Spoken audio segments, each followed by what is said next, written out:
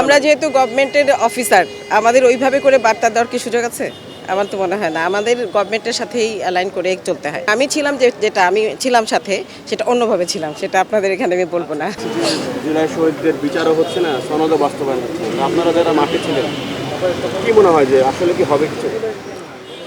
এইটা তো একটু রাজনৈতিক প্রশ্ন হয়ে গেল না? এটা তো আসলে এখনকার যে গভর্নমেন্ট সরকার তো বলেছে যে ওনারা ব্যবস্থা নেবেন, এটুকুই আমি জানি। এরপরে কি হবে সেটা তো আমি বলতে পারছি না। মানে আপনারা কি মাঠে ছিলেন?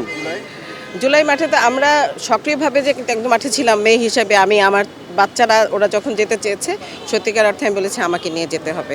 এবং আমি ছিলাম যেটা আমি ছিলাম সাথে, সেটা অন্যভাবে ছিলাম, সেটা আপনাদের এখানে আমি বলবো না। মানে আপনাদের বাচ্চারা গিয়েছে, তো জি, সেক্ষেত্রে জি। তাদের দাবি বাস্তবায়ন করা হচ্ছে না। Don't you feel that that is a government lag?